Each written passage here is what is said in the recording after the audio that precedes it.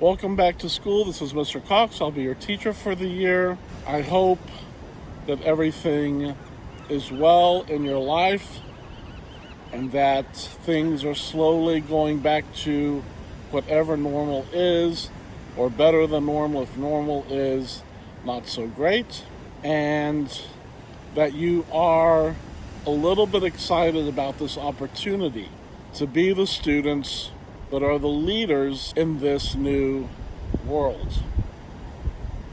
Because you're going to have to be the leaders, you're going to have to be the ones who innovate, you're going to have to be the ones who do better than everyone who came before you, and show everyone how to be a student in the most difficult times.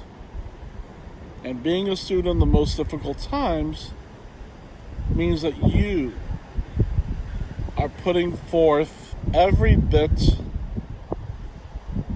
of self-discipline and courage and effort that you can, because we are asking you to do something that we have never asked you to do, that no one has ever asked you to do, probably. And that is learn.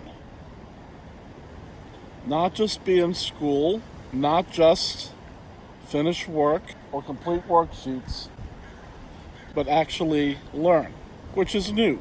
Because a lot of times when you're in school, you can just come to class, look at the worksheets you need to do, look at the tasks you need to complete, figure out what you need to do to complete them, get your A's for doing the work, and leave. But this isn't what we're doing this year.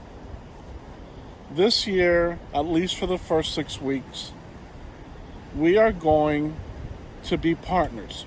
And my job is to give you projects or activities or discoveries that you will then complete.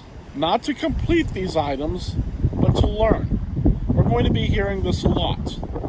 You're going to be graded on what you learn and what you can demonstrate to me you learn.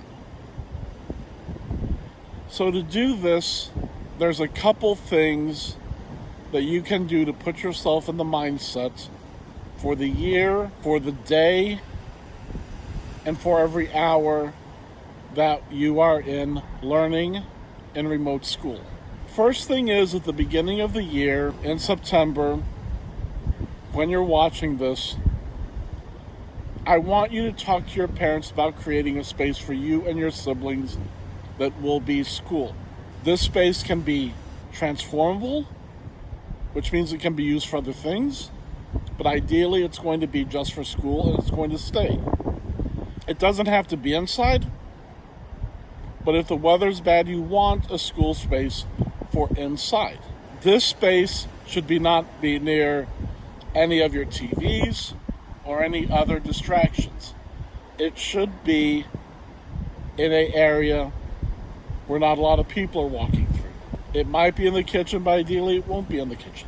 It might be in a bedroom, but ideally it won't be in a bedroom. So for some of you, this is going to be challenging. For some of you, having this outside might be the best thing to do. For me, when I was in middle school and I had to start doing a lot more homework, I set up a space outside because that was the only space I controlled. So you might want to set up a space outside.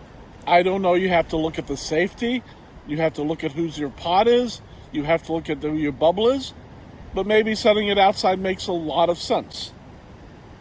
Again, we're mostly interested in you being safe, in you being secure, and in you not getting sick. So every decision you make has to have that as a priority, and then you can start adding other items as you need to. First thing, learning space. Make sure that it has what you need. Make sure it has access to power so you can charge. Make sure it's in a good place with internet connection. Make sure everything works. Because you want to get through everything at the beginning and not find that little things keep you from learning. Because I will tell you, for me, when there's problems to be solved, I'm going to be solving the problems rather than doing the work. Number 2, you're going to have to manage yourself. Now, this is not an incredibly complicated request. In 1 to 4 years, all of you are going to be managing your own time. And in my opinion, the more ability you have to manage your own time, the more successful you will be. So I need you, if you will, to make a schedule. 8 o'clock, get up. 8:10, get some complex carbohydrates and protein. 8:25, be in your learning space. 8:30, be ready to learn. Write down the classes that you're going to have at each time. Write down anything you need to do at each time, every day, for every class. In my class, there will be certain things that you have to get done at certain times. And if you don't, you will not get credit. Write those down. If your parents will let you write it somewhere big and then wash it off at the end of the year, that would be great. If you can't write it someplace big and then wash it off at the end of the year, find the biggest thing you can write it on. You need to practice time management. And all of us, every single one of us, I believe, who practice time management, started off with writing things down on a sheet of paper, and some of my friends still do. So that's number 2.